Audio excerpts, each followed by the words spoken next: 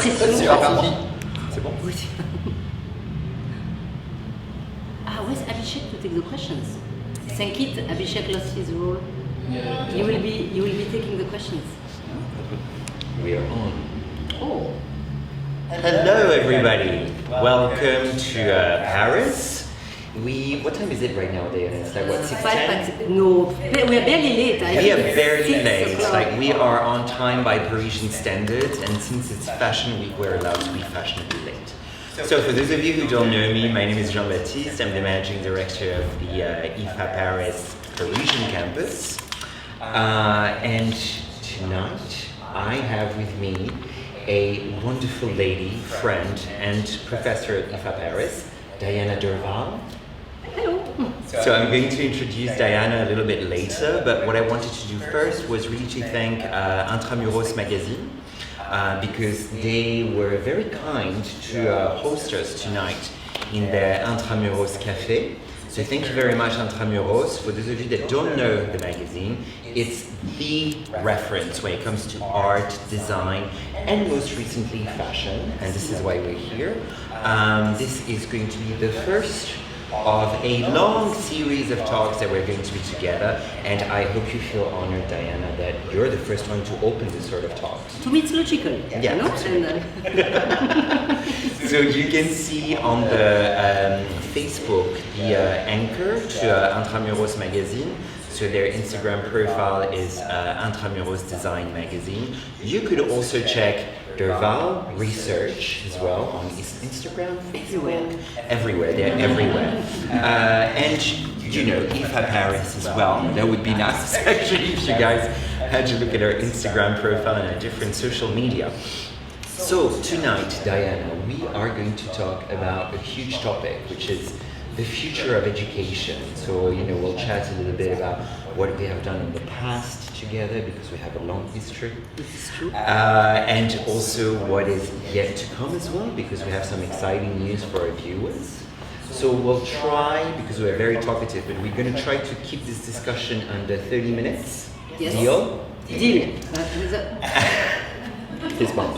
And after the 30-minute mark, what we'll do is that we'll take some of your questions, if you have any, because, you know, we have a lovely cameramen that are here, and we have some of our students here, graduate students, who, for most of them, are going to receive their MBA at the graduation ceremony on Friday, and they're going to be here to help us taking questions from you. So Diana, first question, very important question. Could you please introduce yourself to our Facebook guests, in case some of them don't know you, which I doubt it, but you know. You never know. I think, No, I'm very happy to be here tonight. So I'm Diana Derval. As you can barely notice it, I'm French, with a very slight accent. But actually I've been living now for many years abroad, in Amsterdam, in Shanghai, where we met. Now I live in Frankfurt, maybe tomorrow in Dubai, so most of my friends think that the police is looking for me because I'm never in the same place. But we will talk about it, and this gives me a very good vision of what's going on in learning, in education. So, and you as well, you are well traveled. So I run a research company, so my I hate to say, but maybe I should say real job, I don't know. my main job actually is to be a researcher, so to make scientific research, to understand people, to understand their behavior, their preferences, and this led me to publish books, to post videos, and to teach the findings in many MBA programs, and I'm very proud to be teaching at IFA with very creative and smart students and faculty. And yeah, that's pretty much it. I also do some more clinical research because my way to give back is to help the research on chronic disease, you know, to use our ability with my team to make findings for good, also not just for companies but for the society. So, and I think that the topic we talk about tonight is quite courageous and ballsy from your side, because it's not easy to talk about how education is changing. So I'm happy some learning professionals are here also tonight. to talk about it when we are teaching ourselves or when we are at school. But yeah, you cannot deny that things are changing. No, so I think it's great that we take on this topic. Yeah. But did you introduce yourself? No, I haven't. I was waiting for you to ask me. So yeah, I would like to know the real you. So I know GB, director of IFA, but what else can you tell about the real me? I am not sure if I can share the real me online with Facebook. But I can share a little bit of what I do at IFA Paris. So I told you guys I'm the managing director, but as Diana as well mentioned, we know each other since Shanghai, since we were working for their direct competitor of IFA Paris. And then we followed each other around, you know, not just in Asia, but also in Europe. You know, we're doing this live session tonight because I think we're very akin, we're very similar, you know, in the way we think. So from her introduction, you understood that Diana is extremely creative, you know, in her research process, and you know how she's able to find findings that are a bit unusual and yet super useful for the industry. And I always try to do something similar as well when I develop programs. Academic programs in particular, and tonight we're going to talk about the Fashion Tech program. Exactly. Because you know, we've been working with my colleague Peter, who's the program manager in Fashion Tech, and with the rest of the faculty as well, including Diana. We developed a module for the Fashion Tech program. So this program is a postgraduate diploma that is entirely based on Fashion Tech. There are some schools that are, you know, always including the word technology in their program, and then, you know, you get to work a little bit on the Adobe Suite and work on InDesign, but that's not technology anymore, because now everybody that is joining a bachelor is basically born with the knowledge to use this InDesign suite, isn't it? So yeah, what is Fashion Tech then? Maybe what is your definition of it? What will the program include? Well, so the definition of the Fashion Tech is really a transformative point of view, where you utilize tech to change the narrative and change the language of fashion as well, because we're very used to traditional ways of production in terms of a collection, and obviously we teach this at IFA Paris because we're very proud of our French heritage, but I think we need to transcend this and try to understand, okay, right now I have 3D printers at my disposal, so how does it change the way I see the production of a collection? Or, you know, the fact that everybody is just becoming so aware of, you know, of the fact that we cannot consider that there's one body and then it should fit, it should be imposed on us in terms of a vision.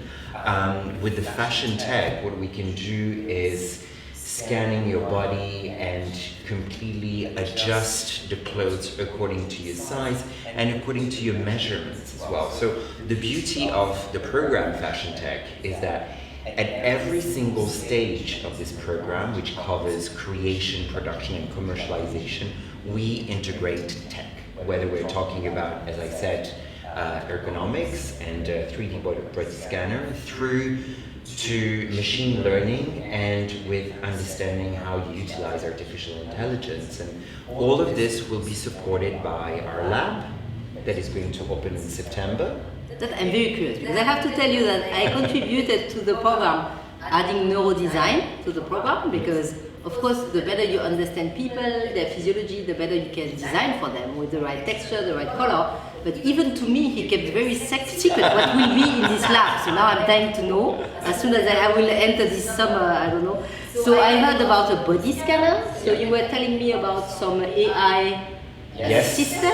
Yes, an AI system that I can't talk about yet, so I still need to keep it a secret a little longer, but the only thing that I can tell you is that we're partnering with a tech company on this, so it's going to be extremely interesting. Obviously we're going to have 3D printers, we're going to have laser cutting. Lectra is our partner, so everything that has to do with pattern making, digitally. Everything will be done through lecture and this partnership. And super exciting as well in terms of creation. We are going to put together a module around creating in a virtual space with the use of the Oculus Quest. So it's like Project Runway now at IFA. We're just even everything we need even further, like even Project Virtual Runway. Yeah, wow, Project Virtual Runway. Yeah, that's very exciting. So starting September? Starting in September, it's going to be the opening of the lab that is going to be used not just for the Fashion Tech program, but also for the other programs as well. So we're hoping through developing these sorts of tools for the students that we are going to open their minds, because again, I think what I believe and what you believe is that one size definitely doesn't fit all. No, that's for sure. Yeah. So instead of thinking from a quantitative point of view, we have to think from a qualitative point of view and try to adapt our learning to the different profiles that we have in school, because you know some students can be like very good at Excel and numbers and like read constantly, and others are actually stimulated by visuals, right? Exactly. So tell us a little bit about it. Yeah, it's true. Actually, I was in Shanghai. I was teaching luxury to a group of students, and I felt that they had a very good understanding of business. And when you are working into luxury marketing, you need to have empathy, you need to get what customer want. And I had the feeling they had this business acumen. But then they were asked to, I don't know, produce paper with 5,000 words. I don't know what it was exactly. And because you had like a local teacher who was in charge, a professor. And I said, yeah, I would like them to do a presentation that is more pragmatic, like in a real company you would do. And she let me do it, but still she was a bit doubting about it. And then the student made the presentation, it was like the MBA class, they did presentation, and it blew her mind. She was like, she couldn't believe it. I said, yeah, I knew that the students were really good. But I think if you ask people to do something that is against your nature, you will suck at it. And these people I felt were very pragmatic, very visual. So if you ask them to do something theoretical or whatever, yeah, they will just fail. Yeah, so I think it's also most of the time student or participant, they find the school that suits them. But sometimes also inside of the education system, the learning system, people have to identify who you have in front of yourself. And we can even imagine that in the same class or same group, people would deliver things differently so that it suits their way of learning. Yeah. Why give the same assignment to everybody or the same? So I think that's what brought me to try to develop tools that you can use more individually. And I think it's great. Some people love to be in a class or to be in a group, and some people hate it. I'm part of, I hate it, I hate people. I'm happy you are yeah, I think someone has to tell it, Probably also if you are watching the Facebook Live, you hate people as well. You are comfortably at home watching Facebook, otherwise you would be here. And I think it's fine. I think you need to have solutions for everybody, so that you can learn your own rhythm. I had that a lot. Many students we had, especially in fashion or design, they like to draw. So when they're listening, they're drawing at the same time. And I remember some teachers were like a bit, objecting to it, saying, "Oh, they're not listening." I said, "No, they just need to draw to focus. Like some people need to walk around to concentrate, or some people cannot sit more than 20 minutes." So I think there's a whole wrong vision of what a person who is learning should look like, should behave like, should be talking, not talking. Some people they don't like to talk. Some people we had, for instance, we use more WeChat. I think in China we use a bit WhatsApp, but in the classroom, but not so much in Europe.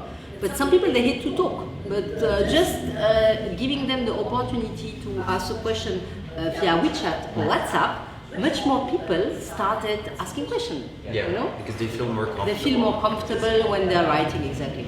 So I think that's what I hope would be the future of learning.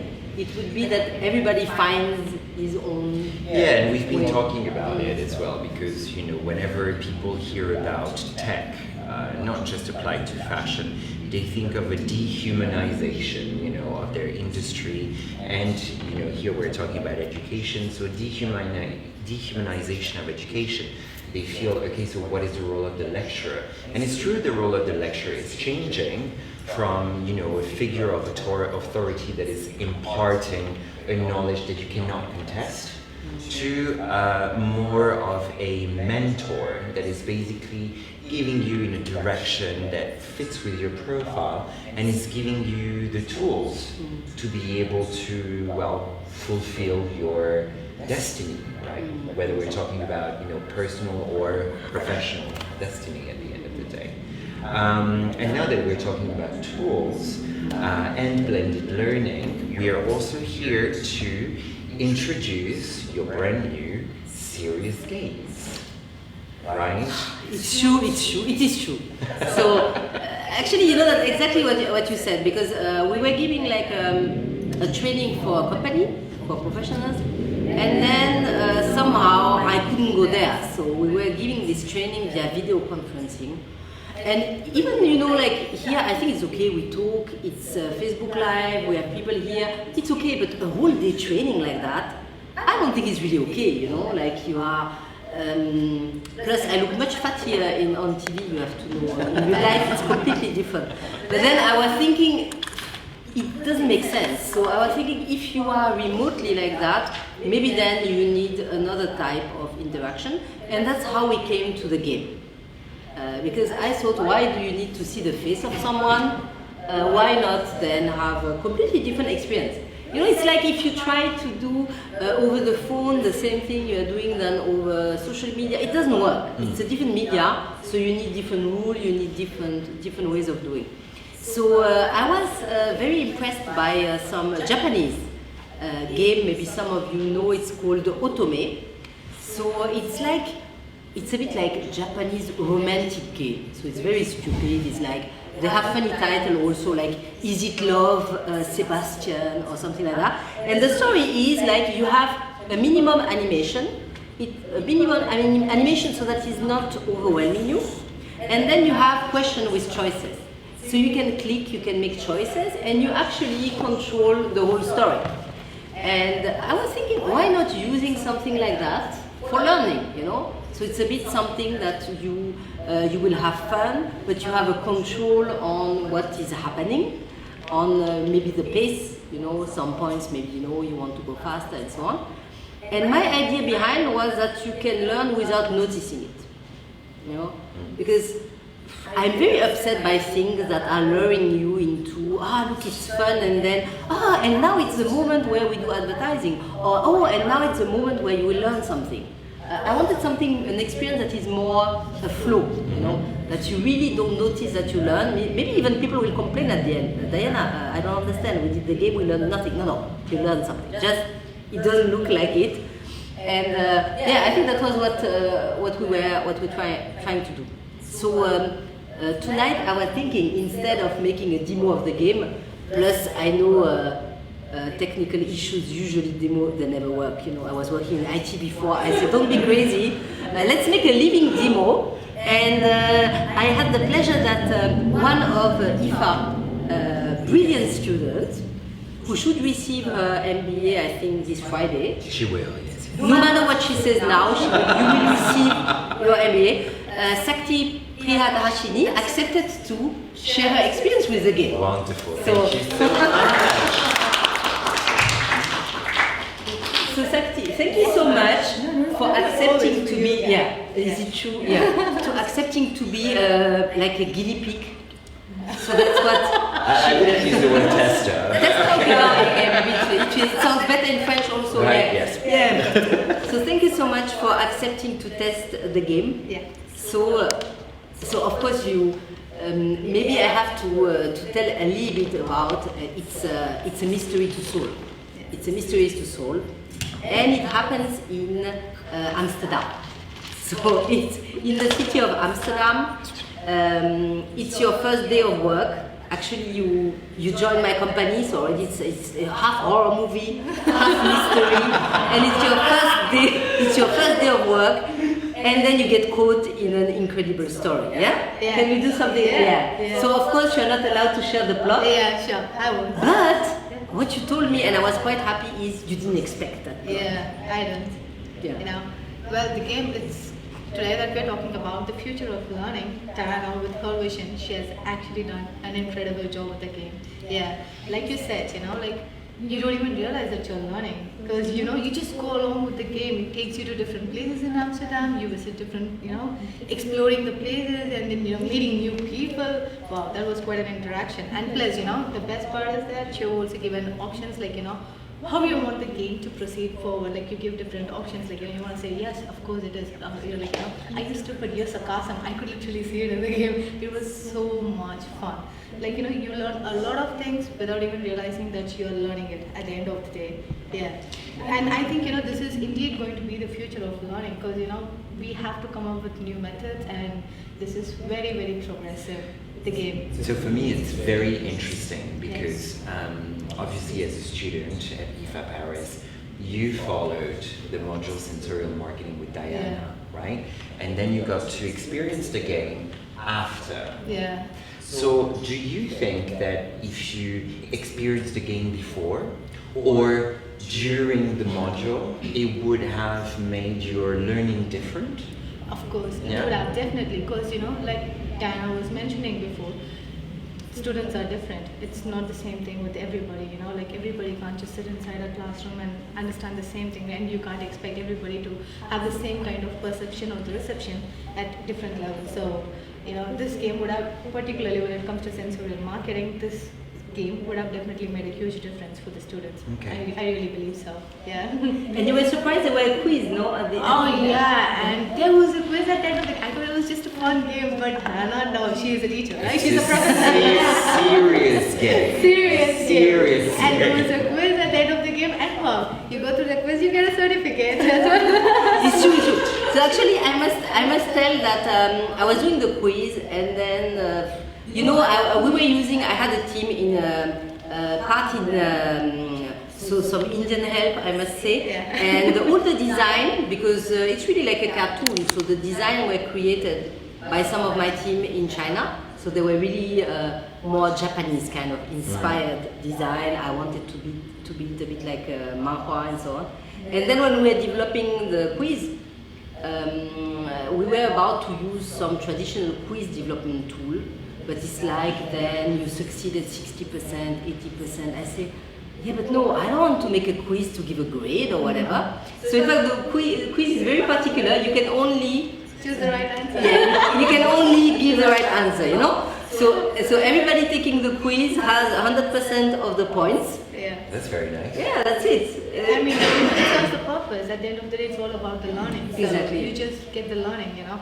I answered like a couple of questions wrong, and then it said, no, try the other one, or like, you know, it just boosts you up, and then you're like, it makes you think, and then you're like, oh yeah, this shouldn't be it, this should be it, and then you remember it. Yeah, and then you remember it from the game, and then you connect to the other. Yeah, actually, I always have problems in schools. I must to tell it because then school directors they say, "Oh, Diana, you only give good grades." I say, "Yeah, no, but students are good, you know, if you explain clearly." You know? so I thought it was good in the quiz to keep this spirit. So I hope you like it. So actually, I brought with me. Thank you for. So Master of ceremony. So actually, I printed it because I know you already. So this is in fact. Your certificate. So if you do the game at the end, you have a little certificate. So thank you so much, for being our tester, as you said. Yeah. My pleasure. On this game. Thank you so much. Thank you. Maybe people will have questions for you later. Oh, yeah, sure. You come back. Okay. So it was very interesting to hear this point of view as well, because you and I, we've been growing up in a French background. Right? So we've been to school in France, and we know how grades are important, so how everything needs to be quantified, and then if you do not learn a certain way, then you get punished. It's not like you get corporal punishment, you get punished even in advance. Yeah, but you get penalized, and it was very interesting to see that the teaching strategy was really with a positive focus at the end of the day. That is really giving the opportunity to the learner to not be frustrated and feel, you know what, I'm here to learn, I'm not here to get a grade. Exactly, it's not a selection tool. Yeah. Because I think in many countries, education is used as a selection tool. Correct. And I think this is not really fair, because then you feel you always have tricky questions because you need to have 10% of the top, 10% of the bottom. But I think the education of the future, as I see it, is you want to gain skills and you have all the time you need. So if some people are slower, if some people are faster, it's not a problem. They will all at some point be able to master what needs to be understood and to succeed. Yeah. So I think it's a different way of looking at education, less as a punishment, as you said, No, that's more right. as something enabling. Because a lot of people are talking about talent acquisition these days, right? But then we realize that there's such a huge disconnect between this idea of grooming and acquiring talents, and then on the other hand, in school, there's very little that is done in order to let those talents express themselves individually. And we've been talking about it a lot, you know, in terms of how you, people like to put you in boxes, tag you as normal, and I'm using massive air quotes here, and we've always been trying to fight that. No, for sure. We were laughing about this concept of normalopathy, it's like people want to be so normal, it becomes a disease at some point. And what is normal? What is normal? Because I think the education, they had the issue you have to teach everybody at the same time in the same place. So people have to be the same speed, same pace, they have to. But now if we can learn in an asynchronous way, if we can learn in different parts of the world, if we can use software to translate, it's completely a different atmosphere that we're creating. So of course you can still have some groups, but even we do some face-to-face training for companies or for MBA. Even in face-to-face you can adapt. You can have small groups, or if some topics are more complex, you can let people work on their own, and then they come to see you when they are done. So it requires maybe more logistics, a bit more effort. I think the willingness, it requires a willingness to treat people differently, I think. I think that's what it requires. But I think if the teacher makes the effort, if the learner are motivated as well, then I think it's the only way. I don't even see another way. No, of course it's a win-win situation at the end of the day. Okay, so before we try to get some questions from our Facebook Live, and that for the moment we do not have people asking questions, but I'm going to ask you a question. Otherwise we'll have the room ask questions. That's right, otherwise we'll have the room ask questions. Because we are in the Intramuros Cafe, right? So we are kind of in the temple of design. Yeah? What would you say to the people that are following us that perhaps are thinking of choosing a design program? Like, what would you tell them that they should focus on when they choose their school? Actually, should they have a look at something very quantitative, which top of my mind would be rankings to reassure their parents, or should they look at something else? What would be that something else? Yeah, so I'm very. I will maybe I lose my job in some schools. Actually, I'm teaching I'm teaching in many schools, and some are high ranking, some are less high ranking. And I often have discussion with teachers that tell me, yeah, but you teach in school, the ranking is better. Our students, they're like that. I say, no, the students are fine. It's just different type of student, because ranking is somehow many rules from my understanding. So the more you have rules, the more things are conditioned in a certain way. So I was in Mumbai teaching in a university, and they told me, oh, Diana, our university is not ranked so high. What shall we do? I say, create your own ranking. You are in India, don't wait for Americans to do a ranking. You will always be at the bottom, think of it, people are doing ranking so that they are on top. So you want to make to grow in the ranking, make your own ranking. So somehow I'm sure that if there would be a creative ranking, you know, it would be completely different. Because it's not the same criteria. Yeah, that's right. So it's not the same criteria. Because ranking, we are looking at publication, we are looking at, yeah, that doesn't help you make a dress. You know? So that's right. Yeah, so I think that, so I think it depends on what is your objective. I think if your objective is to have a highly ranked school on your CV, you go in a highly ranked school. If you want to have a school, to have a good job, you need to go in a school that has good relation with companies. If you want to have a great time, you need to go in a school where the program is more relaxed and when you will travel the world. So I think there's as many options as what you want to do. But I wouldn't say that ranking is synonymous of success. No. It just means that, you know, it's a bit like these ISO quality things. It means that there's rules and some are following them more than others. That's my understanding. So on the other hand, it's also good in some activities. In some other, I'm not sure it's applicable. Yeah. Okay. So that would be my That's good. Yeah. I do have another question actually, and then we'll see if the floor has any question for you. But still related to design and you know, Intramuros in particular, because I know they talk a lot about interior design, about hotels that are creating great customer experiences as well, and you know, in several of your books, you talk about these sensorial experiences in terms of design, and I think in hospitality as well, right? And hotels as well, of course. So if you could tell us a little bit about it, maybe to the viewers actually, like one of your case studies without necessarily mentioning them, or you know, like how to design an engaging customer experience in hospitality through senses. So maybe I can take an example of Abu Dhabi. I'm going there Thursday. So I think Emirates, they did an amazing job. I really like this case because they took a country and they marketed it. How are they doing that? You know, like, so they started with Dubai, and it's just to show that it's a whole. The experience starts in the plane.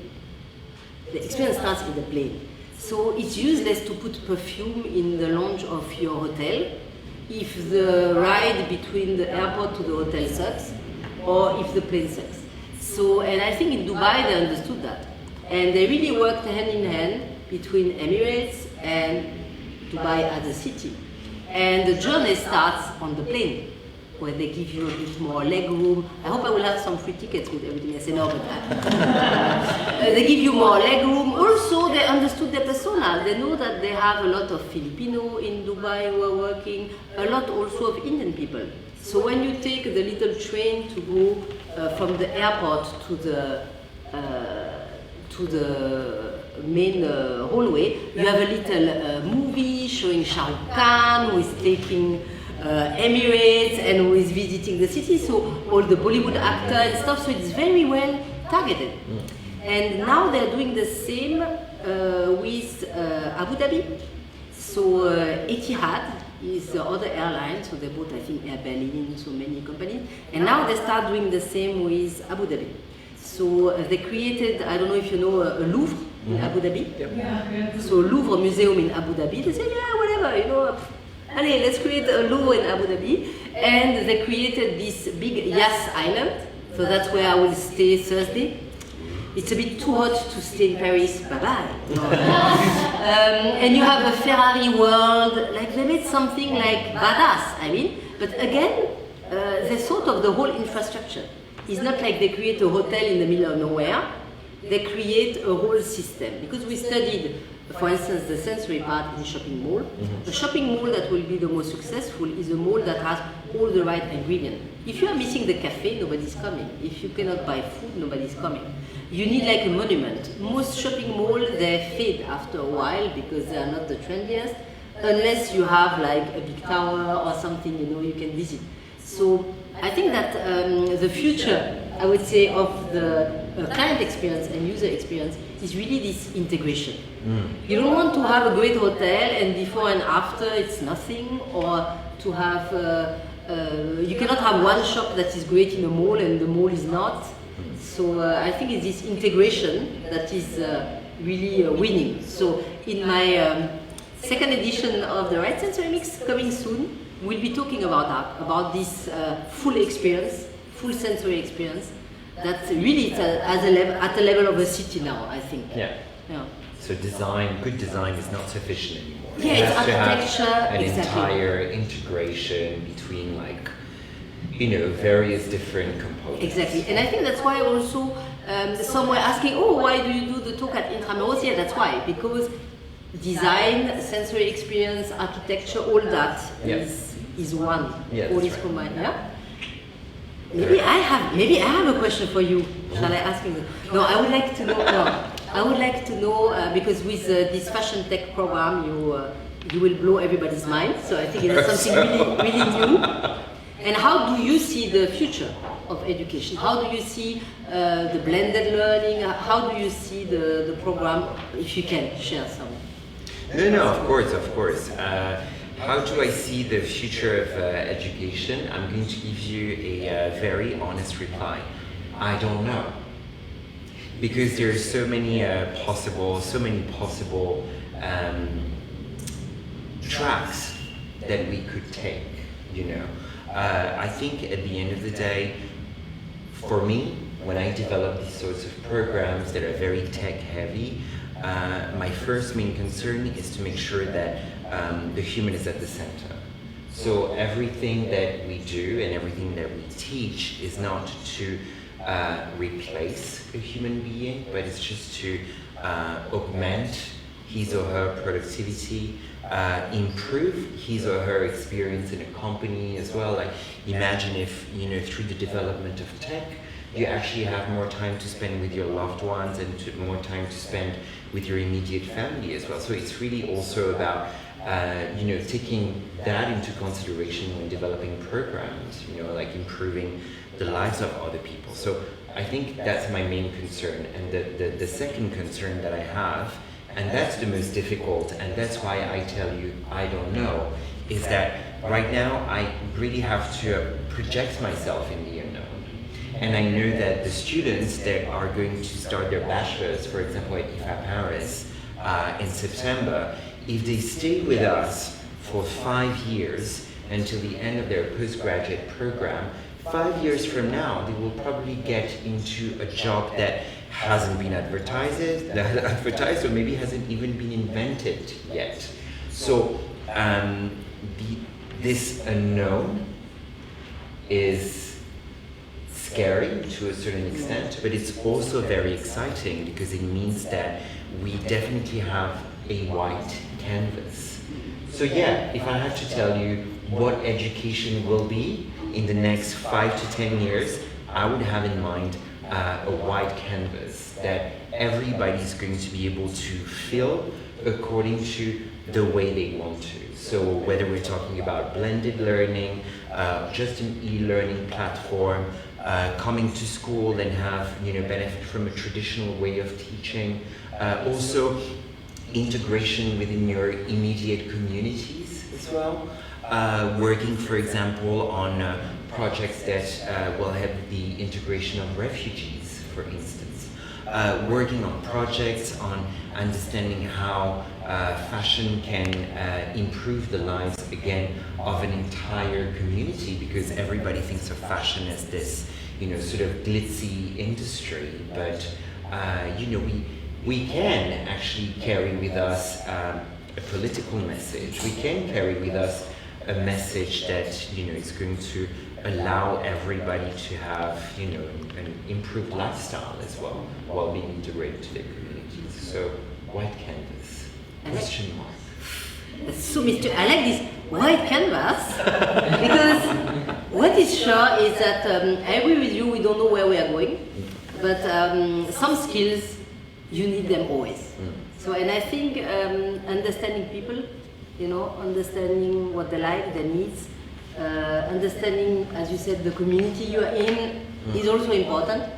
And I was thinking, you know, you keep on delivering MBAs to everybody, you never get the certificate. So That's so nice. Thank you. I brought you a little introduction to neurosciences and anthropology of luxury. Thank you so Yeah, much. That's so- very kind of you. yeah. Yeah, I can Yeah. add it to my collection.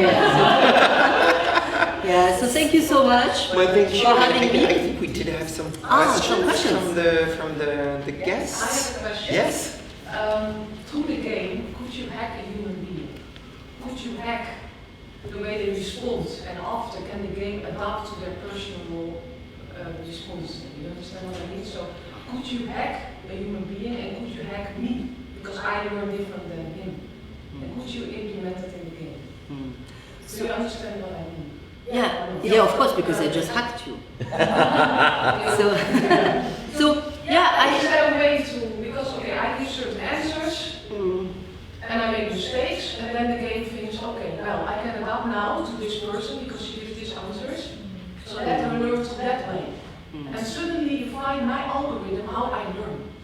Yeah. You understand? And that could be brilliant. This could be the future of learning. Yeah, actually, what happens is by proposing, how can I say, any product, any service, just by how it's designed, it will attract some people, and it will not attract some people.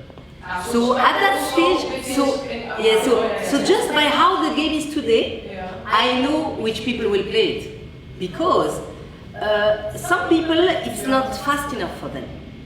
But You know? the game can adapt maybe. I can go faster because I react faster. It might be another type of game. Yeah. So yes, so the question was indeed if we can adapt to the learner Yes. to change the experience.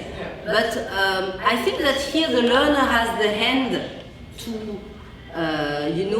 to give an impulse in the game of what is happening. Yeah. But actually, if the learner would like a completely different game, that we would know it beforehand, yeah. Because for sure, the game we developed is like like an animated print. You know, in advertising, if you are familiar with that, in advertising, first in public spaces they were putting like movies like you have everywhere, and then they found out it's overwhelming. It's the color are too bright, the movement is too fast. So when you go now in a kiosk or you wait for the train, what you see is an animated print. So in our game we implemented maybe 12 rules of neuro learning. And one of the rules is it shouldn't be too fast. It shouldn't be too bright. It shouldn't blink too much. Because you also have another aspect that is called vampire marketing. Vampire marketing is like you see an advertising, you say, oh wow, this was so awesome. And then what was it about? I don't remember. Yeah. So here we are in a learning environment, so I wanted to make sure that at the end you learn something. But what is sure is some people, for them, it will not be adapted because they prefer to be in a group with people, for instance, or they prefer being like in a completely immersed environment, like VR or something like that. Whereas some people, VR, it will make them puke. But you can So- have the experience. Actually not. You can, no, I You mean, cannot have different games and You- you see how people respond. no, of course, but then you would have 10 different rooms, and then you say, does it make you puke? Yeah, no, then don't go to VR, go to okay. You see what I mean? So it would be really completely different experience. So it would not be like a simple change in the game. It would be, so actually, you're, so nice. no, of course. If you could hack my Of course, brain but- and but- know how I react. No, of course, but I think your assumption that I feel is that we are different but very close. But the reality is we are completely different. Exactly. We are so completely different that in the same game you cannot adapt to people. I don't know if you see. It's like it would be a completely. You know, it's like. in the future because the future. Yeah, but look, what you're telling me is like some people they like to shop online and some like to go in a giant shopping mall. So you know, Yeah. so that's the difference that you have between learner. So I think in theory it sounds exciting, Yeah. but in the fact It's very hard I'm not- right now. but Okay, so- I I'm not even sure it's worth it. I would put it like that. I answer you really very directly, but you sound Dutch, so I'm sure you can manage it because we are very direct. Yeah, no, I don't see the point because people are so different. We cannot do normal. We cannot do little variation. So I think we need to propose different solutions to the different learner. And that was exactly the point of it. To say some people, they want to go in a classroom. Some people, they need the interaction. Some people, they need to ask a question in front of other people. Some people, they don't dare. You know, what you're doing right now, they wouldn't dare. They would maybe type a question. So that's why you need as many options as you have people. But it's not said that you can change it in the middle of a game because you I would have like to know how I learn in the best possible way. Who am I? Oh yeah, sure. I'm No. very curious. I know. Yeah, of course. No, I understand. But I think that is an assessment that would be done at another time. Yeah. You see what I mean? So, but I understand completely what you say. Actually, that's what we were talking earlier. That's an assessment that teacher is doing. That's what we are doing the whole day. You know, I see someone who cannot sit 2 minutes on the chair. Okay, I know who I'm talking to. You know, for instance, when we teach to a class of 30 people, you will have 2 people with a big mouth. You know, on average, 2 people with a big mouth. Okay. And you know that. And you know that when you have the dynamic of the class, you need to address that. Because it means that in the class you have a dynamic. Yeah? So I have seen, for instance, so it's really like people, you know, it's like animals, it's like, I have seen teacher, it went really wrong with the class because they tried to ignore. Or they were aggressive when they should have been friendly. Do you see what I mean? So somehow when you are teaching, you are doing that. You are doing a bit this profiling. Exactly. You do the profiling, of course. You do the profiling, and that's why you will try to give some assignment to some you will do some field trip. But in the game, you could have someone talking very strict to that person in the game, and then you see that the person responds very well. And in the game, Yeah, no, of course. Okay, yeah. No, of course. Okay, you will.